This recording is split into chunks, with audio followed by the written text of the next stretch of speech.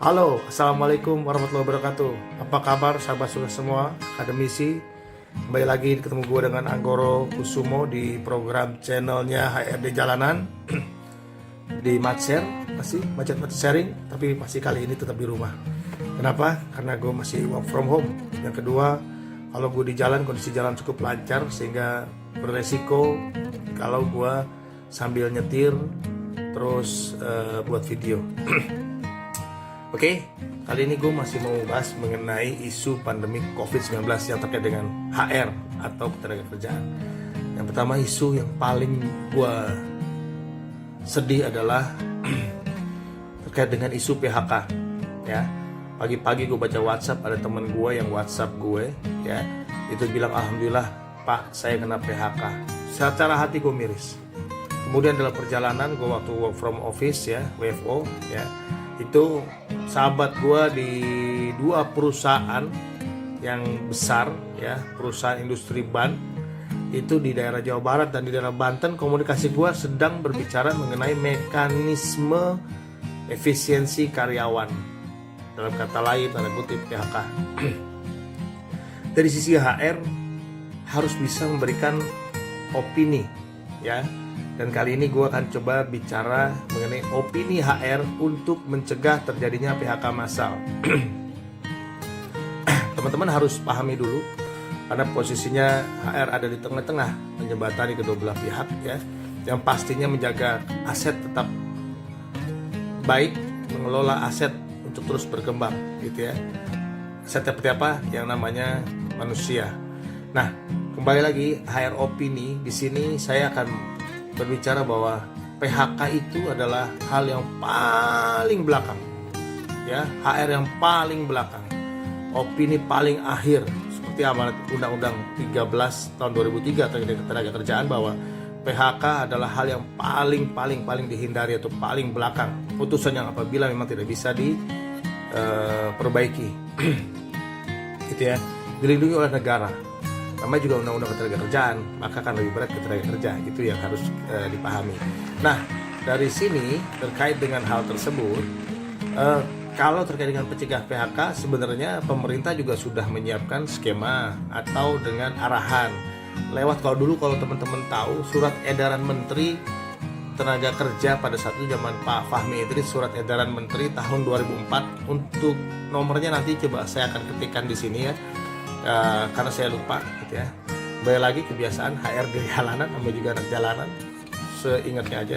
Jadi gini, di situ tercatatkan beberapa poin yang bisa digunakan untuk menghindari pencegahan PHK massal atau untuk mencegah terjadinya PHK massal. Yang pertama adalah mengurangi shift ya, mentiadakan atau menangguhkan lembur ya. Di sini juga karyawan harus menunjukkan loyalitas yang baik, karena perjuangannya adalah bukan berbicara gue atau pengusaha, saya atau pengusaha, atau pekerja atau pengusaha, tidak. Tapi ini berbicara dua arah, kepentingan sama-sama, jangan semua dibebankan kepada perusahaan. Itu yang harus kalian tahu ya. Jadi hilangkan lembur, terus loyalitas juga ditingkatkan, mengurangi jam shift ya, kemudian meliburkan atau merumahkan dengan sistem on off, tapi penggajiannya, pembayarannya diatur dengan skema no work no pay ya. Di garis bawahi, tujuannya adalah mencegah terjadinya PHK.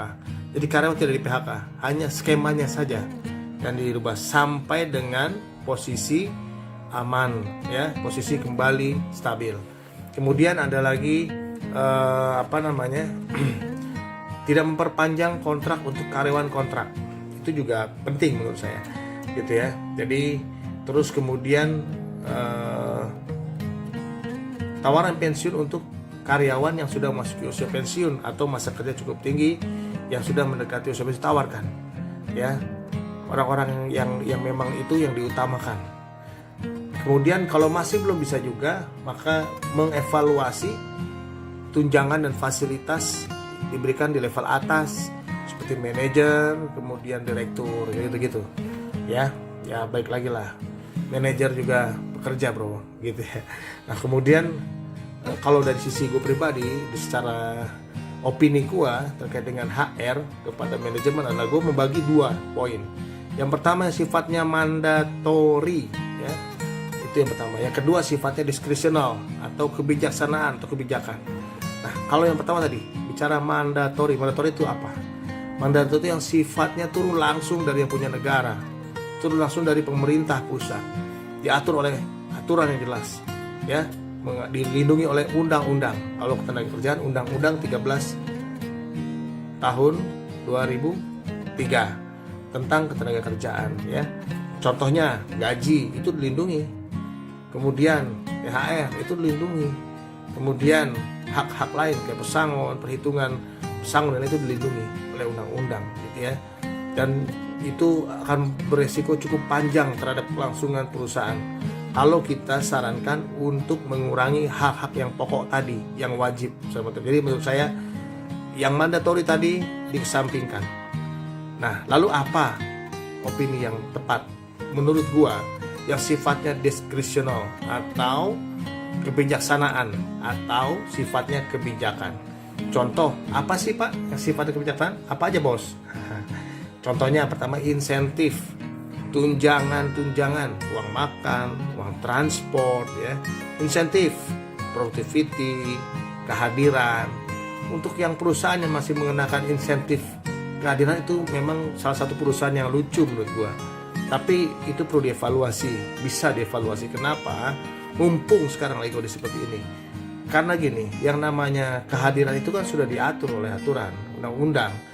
Lo dibayar full 100%, jam kerjanya minimal atau sekurang-kurangnya itu 40 jam kerja dalam satu minggu, gitu. Ya, jadi bahkan kalau dia tidak masuk mangkir ada lowok no pay, kalau mangkir itu sudah diatur oleh undang-undang. Jadi kalau masih ada yang ngasih insentif di banyak kerja itu luar biasa. Itu luar biasa, insentif kehadiran dikasih itu luar biasa, dan itu bisa dievaluasi demi keberlangsungan perusahaan dan sama-sama kita jaga, gitu ya.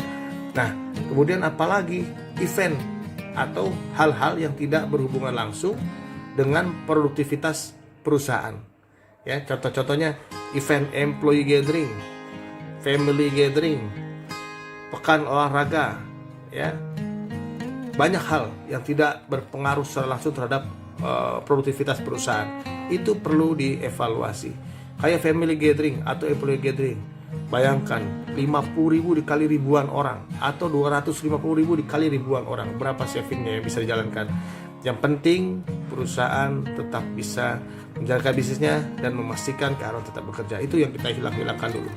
Jadi hilangkan untuk kondisi-kondisi yang seperti pandemi COVID-19 ini, kesampinganlah ego masing-masing, gitu ya. Oke, terus yang lainnya lagi, apalagi yang bisa dihemat? Ini terkait dengan teknikal, yaitu energi saving, elektrik, gas, ya, banyak, ya, dengan mengurangi jam kerja atau shift. Ketika contohlah jam 4 selesai, semua mati, ya, itu bisa dilakukan, ya, savingnya cukup baik. Ini kesempatan buat kita belajar lebih dalam mengenai dan effort lebih keras, gitu ya. Nah, kalau itu sudah dijalankan, mudah-mudahan saving cost atau penghematan cukup besar terlihat sehingga meminimalisir yang namanya PHK massal, gitu ya. Kalau masih tidak bisa menolong juga, maka tadi utamakan yang kontrak. Tidak bisa menolong juga, maka utamakan pensiun untuk yang masuk ke usia pensiun. Kalau masih tidak bisa juga, pilih yang orang-orang yang tidak perform, ya, utamakan itu. Ingat, semua harus dirundingkan bersama dengan perwakilan pekerja, serikat pekerja, serikat buruh yang sah, ya, yang sah artinya terdaftar, oke, dan diakui oleh pemerintah. Oke, cukup sekian dari gue. Semoga bermanfaat, tetap semangat. Ingat, ini bukan bicara mengenai lo, gue, atau pekerja dan perusahaan atau pengusaha, tapi bicara mengenai kebersamaan. Bukan hanya perusahaan kita, bukan hanya perusahaan Anda, tapi juga konsumen Anda, supplier Anda di seluruh dunia mengalami ini. So, perlu kebesaran hati dan komitmen sama-sama untuk saling mengerti. Semoga COVID cepat berlalu dan kita bisa terus berjuang. keluarga Anda sehat semua dan selalu di dalam keberkahan Allah Subhanahu wa taala. Terima kasih. Assalamualaikum warahmatullahi wabarakatuh. Salam sukses buat semua teman-teman. Tetap jangan lupa subscribe dan like. Jangan sungkan untuk bertanya. Terima kasih. Sukses selalu. Ingat, buang sampah pada tempatnya. Jangan pernah sekali-sekali buang tisu, apalagi membalut wanita ke dalam toilet, karena kebiasaan baik Anda menentukan kesuksesan Anda di masa yang akan datang. Terima kasih. Assalamualaikum warahmatullahi wabarakatuh.